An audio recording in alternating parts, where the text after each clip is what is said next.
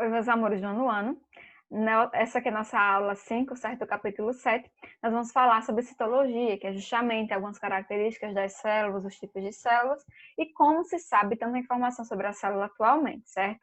Para poder começar a estudar sobre citologia, é interessante entender o início de toda essa história. E para ver o início de uma história sobre citologia, teve-se que primeiro criar um microscópio. É por isso que nós começamos a falar sobre Ivan Leeuwenhoek, Antônio Ivan Leeuwenhoek, certo? Leeuwenhoek foi bastante importante justamente por criar o primeiro microscópio este que era simples, a lente dele era praticamente esférica e era bastante pequena, tanto a lente quanto o microscópio. A partir desses primeiros estudos de Leeuwenhoek, certo, com esse microscópio dele bastante simples, foi que se criou e se entendeu mais sobre, se criou esse estudo, se entendeu mais sobre as células, enfim, sobre a citologia. Então, ele foi o primeiro a fazer observações e anotava toda a observação que fazia em um caderninho. Então, ele analisava pequenos seres nesse microscópio dele, ou partes de animais, como pelos, por exemplo. Além de Leeuwenhoek, também tem Robert Hooke. Robert Hooke analisou partes de cortiça, que são partes de árvores, e quando ele observou parte dessa cortiça, ele observou que havia pequenos espaços quadradinhos. Ele observou, claro, com o microscópio também, um microscópio um pouco mais robusto do que o de Leeuwenhoek, certo? Que foi o primeiro a ser feito. O de Robert Hooke era um pouco mais sofisticado. E ao observar essa cortiça, ele percebeu que havia esses espaços, e a esses espaços ele deu o nome de célula. A partir daí, hoje se tem o nome célula, justamente por conta das observações de Robert Hooke. Também tem Theodor Schwann, que veio com a teoria celular, certo? Bastante importante também. E ele que disse que todos os organismos vivos são constituídos por células. Além disso, ele disse também que a célula é a unidade básica da vida, justamente por compor o corpo de todos os seres vivos. E disse também que toda célula vem de uma célula pré-existente. Então, esses três foram bastante importantes quando se fala no início da história da citologia. Leeuwenhoek por criar o primeiro microscópio, Robert Hooke por observar as primeiras partes do que ele acreditava que era célula, que na verdade era célula, que na verdade eram células mortas, o que ele tinha analisado naquela época, e Theodor Schwann, que foi o pioneiro, digamos assim, da teoria celular, que trouxe afirmações válidas até hoje para a gente. Em relação à teoria celular, o botânico Matthias Schilder, em 1838, concluiu que todos os vegetais eram formados por células, certo? Theodor Schwann, como nós vimos agora, tinha afirmado que todos os animais eram formados por células também. Então, Matthias Schilder e Theodor Schwann foram os pioneiros dessa teoria celular, certo?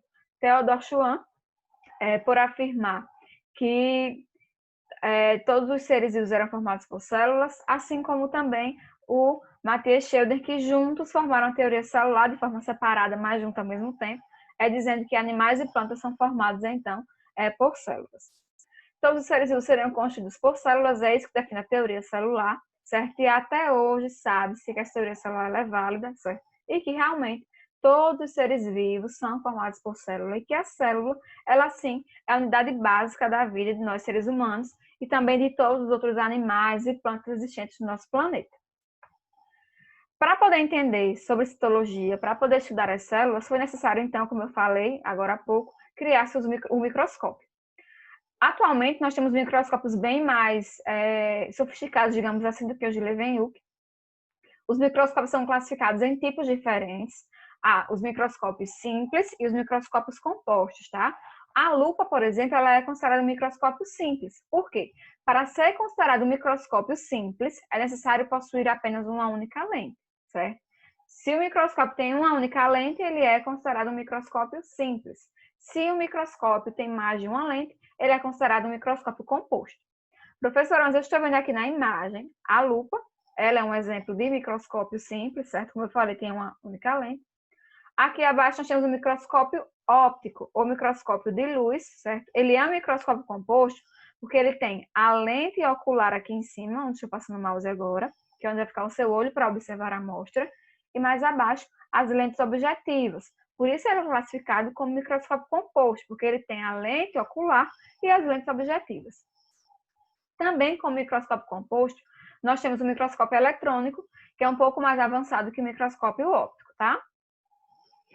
O microscópio óptico, ele vai ter, como eu acabei de falar para vocês, a lente ocular, que é essa aqui em cima, onde nós vamos colocar os nossos olhos para conseguir observar aquela amostra. O braço do microscópio óptico é essa partezinha aqui de metal, onde você vai segurar para apoiar, para segurar o microscópio, para mudar de bancada, enfim. O parafuso macrométrico e o parafuso micrométrico são eles responsáveis por movimentar a mesa, certo? Que é justamente onde vai ficar a sua amostra. A PEL base, que também é de metal, do mesmo material do braço. A fonte de luz, microscópio óptico, justamente por possuir uma fonte de luz, geralmente ele é ligado à tomada, através tem uma lâmpadazinha nele, e vai ser ligado através da energia elétrica. O condensador e diafragma, que fica aqui abaixo, que é para onde vai acontecer a passagem da luz pela amostra. A platina, que é onde vai ficar essa parte da mesa aqui, onde vai ficar a sua amostra.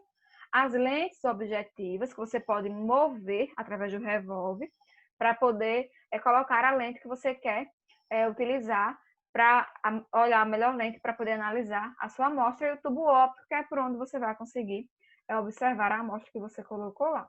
A parte óptica do microscópio óptico, ela vai ser formada pelas lentes ocular e objetiva, pelo condensador, pelo diafragma e também pela fonte de luz. Enquanto a parte mecânica do microscópio óptico vai ser formada pelo tubo óptico, pelo revólver, pelo braço, pela platina, pelo parafuso macrométrico, o parafuso micrométrico e pelo pé ou base. Tudo bem até aí? Vamos lá. E como é que funciona esse microscópio óptico? Como eu falei, ele é óptico justamente por utilizar como fonte para poder analisar as amostras a luz, certo? Existem modelos que também no lugar dessa lâmpada que utiliza a luz pode ser o modelo de espelho, ele vai captar a luz do ambiente para poder focar na imagem, só que os modelos que possuem a luz, eles são melhores porque você pode utilizar tanto à noite quanto durante o dia, ou em ambientes um pouco mais escuros também. O aumento da imagem do microscópio óptico ele vai ser dado a partir de uma multiplicação. Como assim multiplicação? Uma multiplicação entre a lente ocular, que é aquela que você vai colocar os olhos para poder analisar a amostra, e as lentes objetivas, certo? A amostra da lâmina ela tem que ser bem preparada, tem que ser fina, tem que ter um corante para visualizar, para facilitar a visualização da amostra, certo? Para que a luz consiga ultrapassar a amostra, para que você consiga observar o que você está analisando lá na amostra com mais facilidade. Os modelos básicos atuais de microscópio óptico, eles podem aumentar em até 1000 vezes o tamanho daquela amostra. Como eu acabei de dizer, a imagem vai ser formada a partir de uma multiplicação entre a lente ocular e as lentes objetivas, certo? E o microscópio eletrônico, que é outro tipo de microscópio composto, ele vai ter uma diferença básica entre ele e o microscópio óptico. Qual é? O microscópio óptico vai utilizar, para poder analisar a amostra, a luz, enquanto o microscópio eletrônico ele vai utilizar os elétrons, por isso o nome, tá? Microscópio eletrônico. E ele foi feito porque algumas amostras necessárias ver não dava para ser vistas direito ou com muita facilidade, ou com precisão no microscópio óptico. Por isso houve necessidade de criar esse microscópio eletrônico. No microscópio eletrônico dá para ver amostras bem menores do que são vistas no microscópio óptico. Eles não vão nem refletir nem absorver a luz justamente por utilizar um feixe de elétrons, tá? Então conseguem analisar amostras bem pequenas mesmo. Ele, em 1931, foi criado o primeiro microscópio eletrônico, certo? Observem aqui na imagem como ele é. Geralmente ele é acoplado a uma tela de computador para que você observe melhor a imagem que você está analisando da amostra, mas também tem nele aqui as lentes oculares, onde você pode colocar o olho para poder analisar a amostra direto no microscópio eletrônico. O microscópio eletrônico ele vai se dividir em dois tipos, no MET e no MEV. O MET é o microscópio eletrônico de transmissão, enquanto o MEV é o microscópio eletrônico de varredura. Qual a diferença entre os dois? O microscópio eletrônico de transmissão, ele vai analisar a amostra, muito parecido com o que se vê no microscópio óptico, que é de forma superficial, certo? Mas pode analisar amostras bem pequenas do que no microscópio óptico. Já o microscópio eletrônico de varredura, ele vai formar a imagem em 3D, então ele vai analisar toda a parte externa da imagem, formando as imagens em 3D.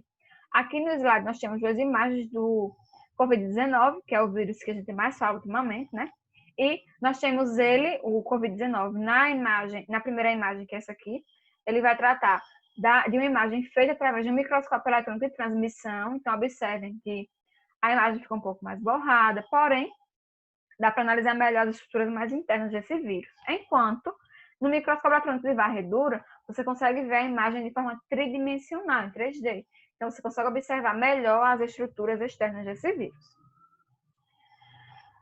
Então, como eu estava falando, os microscópios eles foram fundamentais para poder analisar e entender mais sobre citologia, que é sobre as células, certo? Falando em célula, nós vamos relembrar algumas partes da célula agora, ou as 3 partes básicas que são núcleo, citoplasma e membrana plasmática, que fazem parte da célula. E eu trouxe para vocês também pessoas ou cientistas que foram dos primeiros ou os que trouxeram informações assim, mais precisas em relação a cada estrutura dessa célula, tá? Eu vou começar falando sobre o núcleo. Você já vai lembrar que o núcleo da célula é quem vai armazenar as informações genéticas, porque é nele que vai ficar todo o DNA da célula, certo? O material genético. E é um núcleo também que vai ter a responsabilidade, vai ter a função de comandar toda a célula. Ele consegue comandar toda a célula justamente por possuir dentro do núcleo o material genético dessa célula. Foi o botânico inglês Robert Brown que descobriu que no interior da célula de orquídeas havia um corpúsculo arredondado.